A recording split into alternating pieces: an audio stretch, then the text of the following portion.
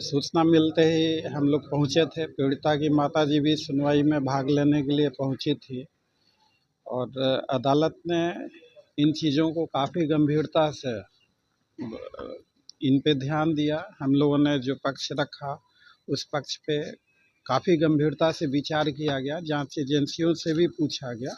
इस केस में साक्ष्यों और सबूतों से बहुत तरीके से छेड़छाड़ हुई है। जो चीज़ें करनी चाहिए थी वो चीज़ें आज तक नहीं हुई और जो चीज़ें नहीं करनी चाहिए थी वही सारी चीज़ें होती रही। जैसे पीड़िता के अंतर्वस्त्र हो गए, मोबाइल हो गए, एक्यूज के मोबाइल हो गए, उनके कॉल डिटेल्स हो गए, सीसीटीवी फुटेज हो गया। रेप और हत्या के केसेज में पीड़िता के जो पहने हुए कपड़े हैं वो काफ़ी अहम होते हैं, उनसे भी छेड़छाड़ की गई है। यह सारी बातें हम लोगों ने अदालत को बताया। अदालत ने काफ़ी गंभीरता से लिया इसे और जांच एजेंसियों से इन सारी चीज़ों का लिखत में जवाब मांगा है, जिसकी अगली सुनवाई की तारीख 28 फरवरी 2026 की है। अगली सुनवाई पे फिर हम लोग अदालत में अपना पक्ष रखेंगे। अदालत पे हमें पूरा भरोसा है, उम्मीद है इंसाफ जरूर होगा। कौन से लोग मौजूद थे आज सुनवाई में? रोशनी कुमारी थी, एसआईटी की जो आईओ हैं अनु कुमारी जी थी, सीबीआई के ऑफिसर्स थे, हम लोग थे, अदालत में काफ़ी लोग थे, भीड़ काफ़ी थी। पीड़ित पक्ष के भी तरफ से लोग थे, मनीष रंजन के भी तरफ से लोग थे काफ़ी। मैं व्यक्तिगत तौर पे ज़्यादा लोगों को जानता नहीं तो मैं कुछ बता नहीं सकता, लेकिन भीड़ थी। अब देखिए, अब अदालत के द्वारा फटकार लगाना, अब इन चीज़ों पे तो हम नहीं कुछ कह सकते। अदालत के समक्ष अगर कोई सवाल है, अदालत पूछती है उन चीज़ों को, तो अब इस चीज़ का जवाब नहीं है हमारे पास। किस चीज़ की, किस बात की? मनीष रंजन की जमानत याचिका पे सुनवाई थी। जांच एजेंसियों को फटकार तो थोड़ा फटकार लगाया गया, पूछा गया। अब इन चीज़ों को फटकार कहेंगे क्या कहेंगे वो मैं नहीं जानता, लेकिन जो पक्ष हम लोगों ने रखा अदालत ने उस पर काफ़ी गंभीरता से विचार किया और जांच एजेंसियों से वो सारे सवाल पूछे गए, लिखत में भी जवाब देने को कहा गया। साक्ष्यों का अभाव लग रहा था क्या न्यायालय में? साक्ष्यों और सबूतों के साथ बहुत बेरहमी से छेड़छाड़ किया गया।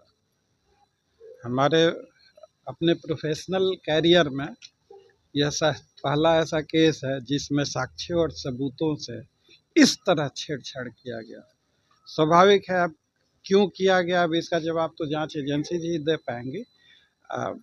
इंसाफ की पहली सीढ़ी जांच एजेंसियों की निष्पक्षता और विश्वसनीयता होती है। अगर जांच ही निष्पक्ष नहीं होगा तो फिर इंसाफ के रास्ते काफ़ी मुश्किल और कठिन हो जाता है। तो हम लोगों का सिर्फ इतना ही प्रयास है कि जांच निष्पक्ष हो और सही दिशा में। मेडिकल रिपोर्ट वगैरह वैसा रिपोर्ट आ गया? विसरा रिपोर्ट आने वाला है। मेडिकल रिपोर्ट तो प्रभात हॉस्पिटल का है। मेडिकल रिपोर्ट जांच एजेंसी ने शायद अभी तक नहीं लिया है, उस दिशा में कोई बात नहीं करी है। हम लोगों ने बच्ची 6 तारीख को सही सलामत स्थिति में, वो सिर्फ बेहोश थी और बच्ची को जब 6 जनवरी को प्रभात हॉस्पिटल में दाखिल कराया जाता है, बच्ची के तमाम सारे टेस्ट हुए, CBC, LFT, KFT, ESR, CRP, chest x-ray, ultrasound, whole body, CT scan, वो सारे रिपोर्टों में सारे रिपोर्ट नॉर्मल थे। तो जब 6 जनवरी को बच्ची नॉर्मल थी तो आईसीयू के अंतर्गत क्या इलाज चला, किस तरह का इलाज चला और क्यों? अगर बच्ची 6 तारीख को उन्हीं के रिपोर्ट के मुताबिक नॉर्मल थी, आईसीयू में उसके साथ क्या किया गया जो कि उसकी तबीयत अचानक से 9 तारीख से खराब होना, 8-9 तारीख से खराब होना शुरू। बिहार सदन चल रहा था, लेकिन इसके बावजूद नीट छात्रा के बेटी को इंसाफ नहीं मिला। पप्पू यादव जेल चले गए, अमिताभ दास जेल चले गए, बहुत सारे लोग जेल चले गए जिन्होंने आवाजें उठाई, लेकिन इसके बावजूद उनको इंसाफ नहीं मिला। इसके बावजूद जो है उनको दरकिनार कर दिया गया।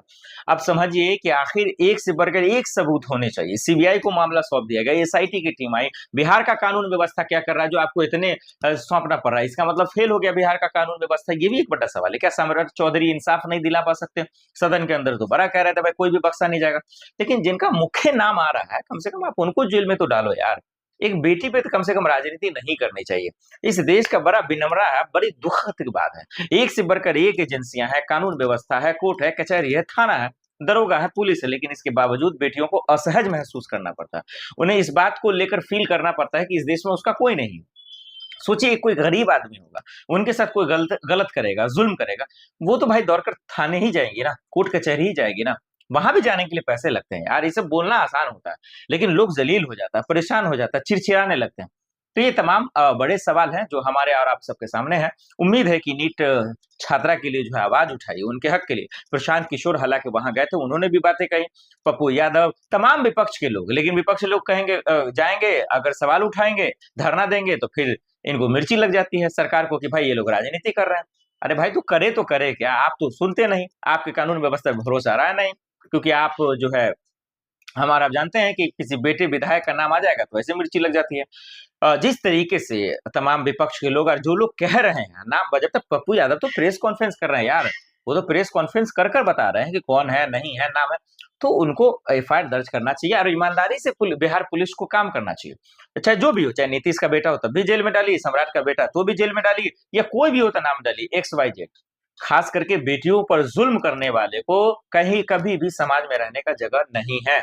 लेकिन इस बात को कौन समझे और कौन समझाए, इस बात को कौन एहसास दिलाए, ये एक बड़ा सवाल है। ना कोई सुनना चाहता है, ना कोई समझना चाहता। बड़ी दुखद बात है कि सरकार जो है आज दरअसल तमाशा कर रही है। नीतीश कुमार के मुंह से एक शब्द नहीं निकलता, ये और चौंकाने वाली बात है। अब देखते हैं कि आखिर उनके बेटे की गिरफ्तारी होती है या नहीं, सीबीआई का इंसाफ दिला पाता है नहीं। कोर्ट हालांकि फटकार तो लगा दिया है। दर्शकों, नीट छात्रा के मामले को लेकर जो पूरा गोल गोला चक्रव्यूह में फंसाया जा रहा है इंसाफ के रास्ते को, इस पर आपकी क्या राय है, कमेंट कर जरूर बताइएगा।